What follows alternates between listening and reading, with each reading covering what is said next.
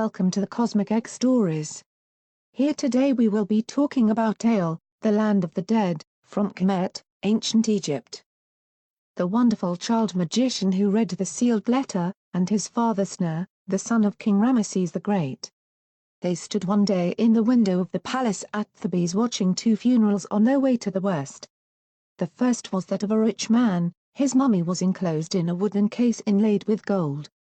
Troops of servants and mourners carried him to burial and bore gifts for the tomb, while many priests walked in front and behind chanting hymns to the gods and reciting the great names and words of power which he would need on his journey through the Duat. The second funeral was that of a poor laborer.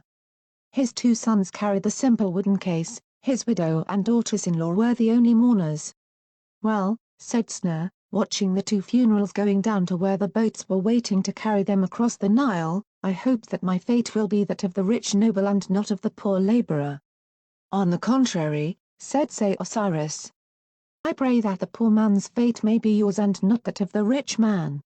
Sna was much hurt by his son's words, but Osiris tried to explain them, saying, "Whatever you may have seen here matters little compared with what will chance to these two in the judgment hall of Osiris. I will prove it to you, if you will trust yourself to me. I know the words of power that open all gates. I can release your Ba and mine, our souls, that can then fly into the Duat, the world of the dead, and see all that is happening there. Then you will discover how different are the fates of this rich man who has worked evil during his life, and this poor man who has done nothing but good."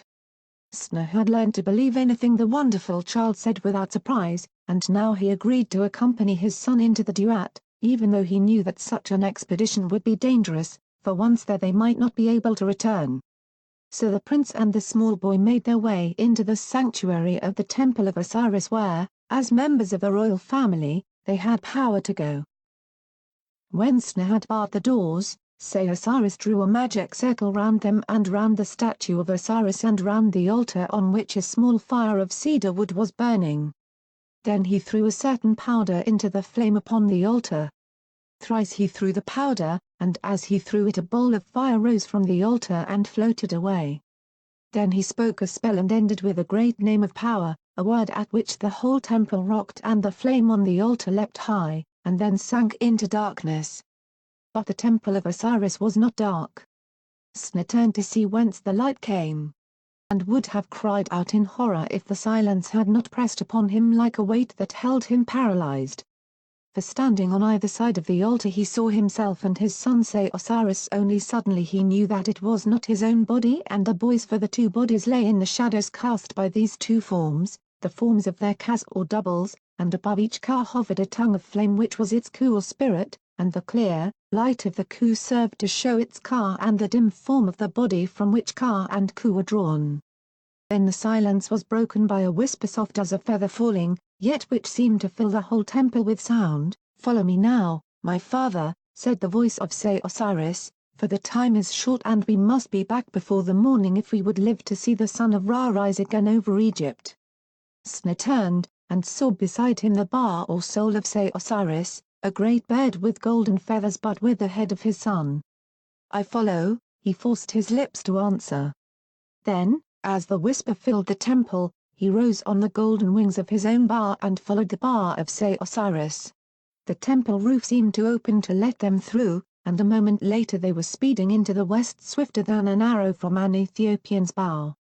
Darkness lay over Egypt, but one red gash of sunset shone through the great pass in the mountains of the western desert, the Gap of Abydos. Through this they sped into the first region of the night and saw beneath them the Msktet boat in which Ra began his journey into the Duat with the ending of each day.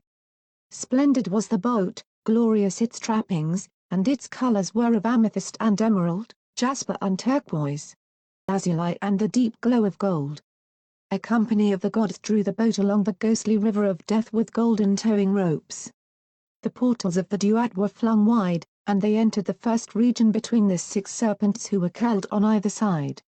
And in the great boat of Ra journeyed the Kas of all those who had died that day and were on their way to the judgment hall of Osiris. So the boat moved on its way through regions of night and thick darkness and came to the portal of the second region. Tall were the walls on either side. and upon their tops were the points of spears so that none might climb over. The great wooden doors turned on pivots, and once again snakes breathing fire and poison guarded them. But all who passed through on the boat of Ra spoke the words of power decreed for that portal, and the doors swung open. The second region was the kingdom of Ra, and the gods and heroes of old who had lived on earth when he was king dwelt there in peace and happiness, guarded by the spirits of the corn who make the wheat and barley flourish and cause the fruits of the earth to increase. Yet not one of the dead who voyaged in the boat of Ra might pause there or set foot on the land, for they must pass into Amenti, the third region of the Duat where the judgment hall of Osiris stood waiting to receive them. So the boat came to the next portals, and at the word of power the great wooden doors screamed open on their pivots, yet not so loudly did they scream as the man who lay with one of the pivots turning in his eye as punishment for the evil he had done upon earth. Into the third region sailed the boat of Ra. And here the dead disembarked in the outer court of the judgment hall of Osiris. But the boat itself continued on its way through the 9 other regions of the night until the rebirth of Ra from out of the mouth of the dragon of the east brought dawn once more upon earth and the rising of the sun. Yet the sun would not rise unless each night Ra fought and defeated the dragon Apep, who seeks ever to devour him in the 10th region of the night. The bow of Snare and Say Osiris did not follow the boat of Ra further, but flew over the Kaz of the newly dead, who came one by one to the portal of the hall of Osiris and one by one were challenged by the doorkeeper. "Stay!" cried the doorkeeper. "I will not announce thee unless thou knowest my name." "Understander of hearts is thy name," answered each instructed Ka. "Searcher of bodies is thy name." "Then to whom should I announce thee?" asked the doorkeeper. "Thou should tell of my coming to the interpreter of the 2 lands." "Who then is the interpreter of the 2 lands?" "It is Thoth the wise god." So each Ka passed through the doorway and in the hall Thoth was waiting to receive him, saying, "Come with me." "Yet why hast thou come?" "I have come here to be announced," answered the Ka. "What is thy condition?" "I am pure of sin." "Then to whom shall I announce thee?" "Shall I announce thee to him whose ceiling is of fire, whose walls are living serpents, whose pavement is water?" "Yes," answered the Ka, "announce me to him, for he is Osiris." So Ibis-headed Thoth led the Ka to where Osiris sat upon his throne, wrapped in the mummy clothes of the dead, wearing the uraeus crown upon his forehead and holding the scourge and the crook crossed upon his breast. Before him stood a huge balance with 2 scales, and jackal-headed Anubis, god of death, stepped forward to lead the Ka to the judgment. But before the weighing of the heart, each dead man's Ka spoke in his own defense, saying, "I am pure. I am pure. I am pure. I am pure. My purity is as that of the Banu bird, the bright phoenix whose nest is upon the stone basi tree, the Obelisk Behold me, I have come to you without sin, without guilt, without evil, without a witness against me, without one against whom I have taken action. I live on truth and I eat of truth. I have done that which men said and that with which gods are content. I have satisfied each god with that which he desires. I have given bread to the hungry, water to the thirsty, clothing to the naked and a boat to him who could not cross the river. I have provided offerings to the gods and offerings to the dead.